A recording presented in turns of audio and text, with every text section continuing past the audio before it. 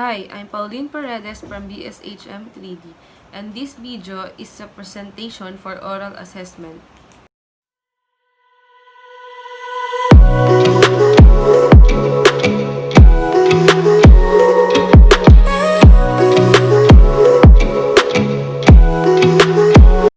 For number 1 question, explain how the front office takes care of handling mails for the following: A. In-house guests, B. Check-out guests, C.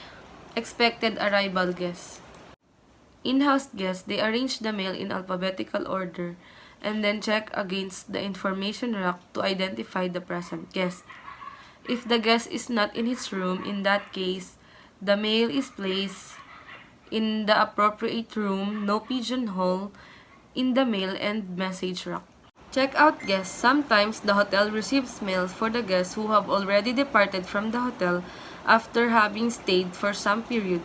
If a guest is expecting mail or parcels to arrive at the hotel past his departure, in order to avoid any embarrassment, the hotel must ask the departing guests to leave their contact details or forwarding address. Expected arrival guest. Before receiving mails of the guests, it must be verified that they have a guaranteed reservation. An indication is made in the reservation record about these awaited mails. Number 2 question. Explain the procedure of taking the message over the phone.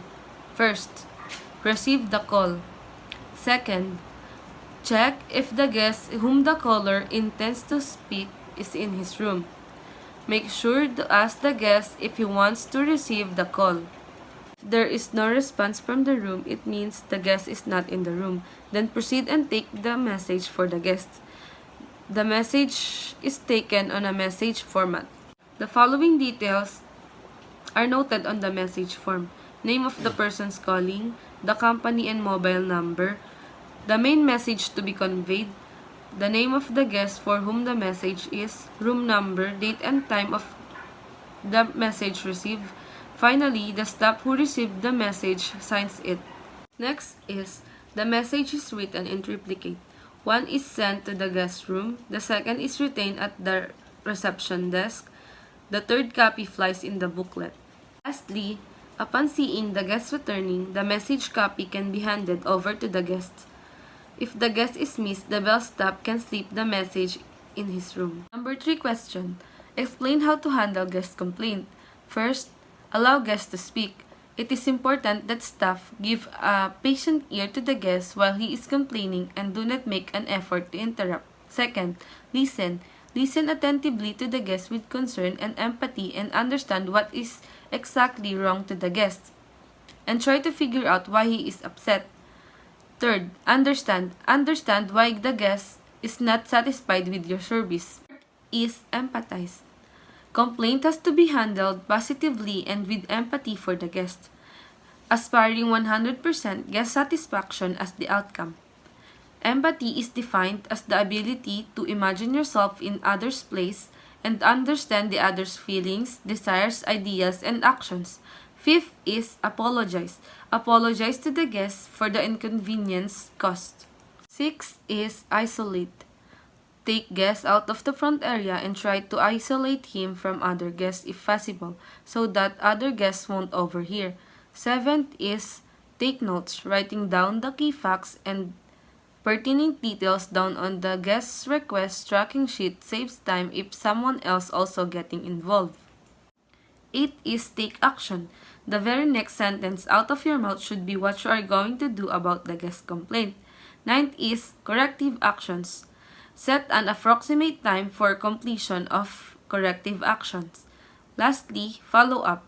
Even if the complaint is resolved by someone else, contact the guest to ensure that the problem was resolved satisfactorily.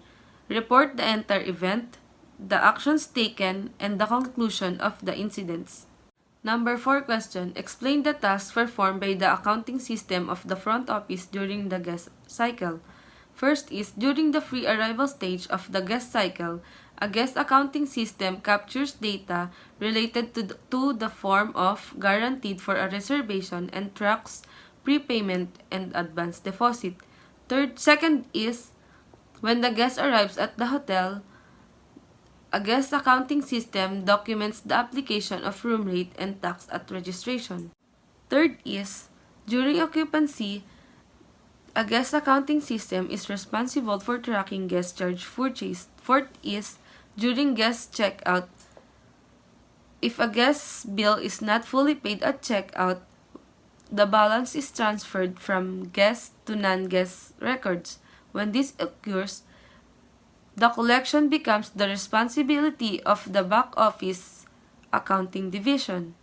Lastly, a hotel may allow transactions involving non-guests in order to promote the hotel to local businesses, to track the unsettled bills of former guests, or to track transactions related to conference business at the hotel.